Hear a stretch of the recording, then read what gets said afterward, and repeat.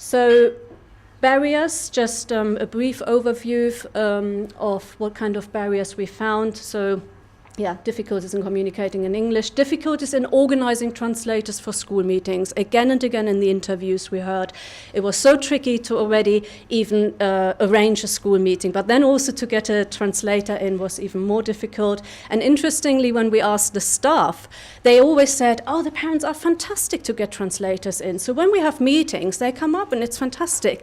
But obviously what they didn't see is how often, we heard it in the interviews, how often parents they wanted to go to school, but they couldn't go because they couldn't arrange the translator. So from a staff point of view, I think there's a slightly wrong assumption that, and not realizing how often parents actually didn't come to school because they couldn't organize the translator.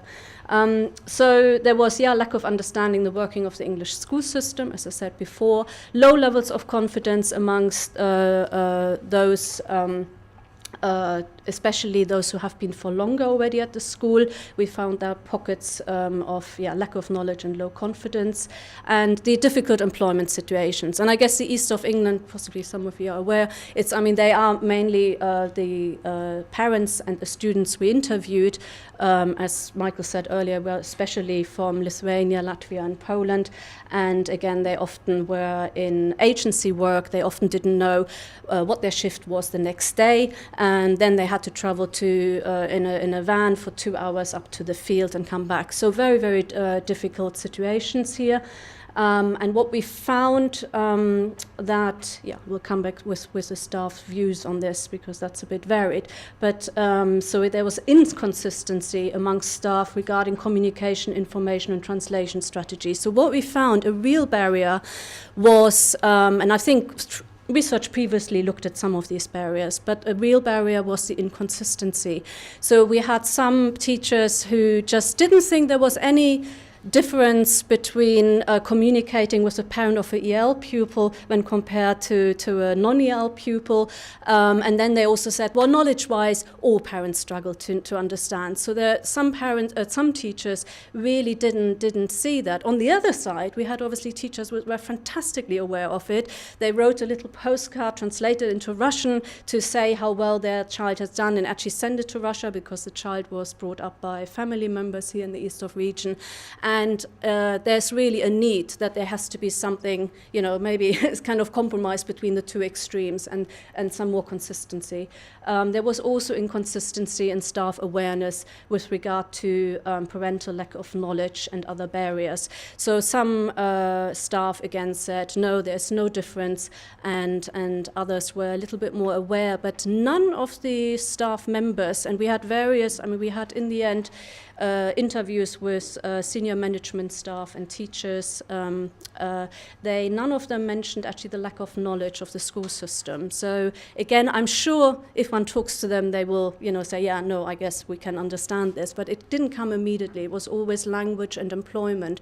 So again, there would be good to raise awareness. So just to round up briefly, recommendations. So really what came out of this this section of the research on parental engagement is really that to see parents actually as a resource. And we have this already in the literature. For example, Gonzalez, Moll and Amanti argue there are funds of knowledge at home, and really to see there is actually a huge amount of engagement happening at home. But sometimes, and what we found is a real discrepancy between then the knowledge, and so parents often felt they weren't possibly most effective in their engagement, so they really needed some more knowledge.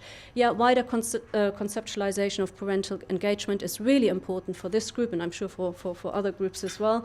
Ensuring that all parents understand the school system, then more effective, consistent and targeted communication, information and translation strategies are needed. And we're all aware, especially with translations, that this in the moment with all the funding cuts, and so it's a huge thing to ask for. And interestingly, in the interviews, parents often were aware, and they also said, "Oh, we are aware here are over 40 languages spoken at the school. We are aware that we can't get translations for everything, but again, one has to think how one via parent networks or bilingual services, how one can actually really help there, and using technology to facilitate facilitate homeschool and school communication. So we, for example, produce podcasts in Lithuanian and Polish for the 2 schools on the GCSE system, and parents found this really helpful. And we also, in the podcast, compared the English system to the Lithuanian and the Polish system. So the parents felt actually,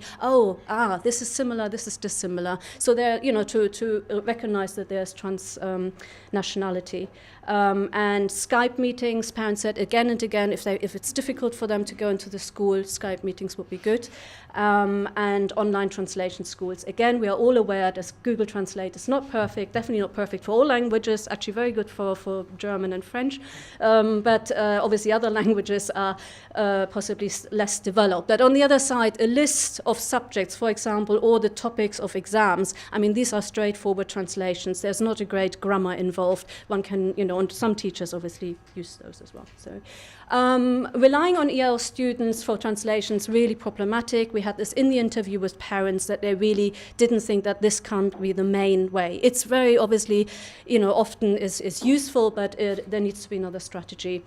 So local, regional, school-based resources should be made available, and then also the EL parents need a representative voice. In the regional survey, only 2 schools said that their parents were parent governors, and again there are changes now with parent governors, but they were not represented, and in our schools also they were not represented at all. And obviously that could help to develop some of these kind of recommendations if they were better represented. So thank you very much.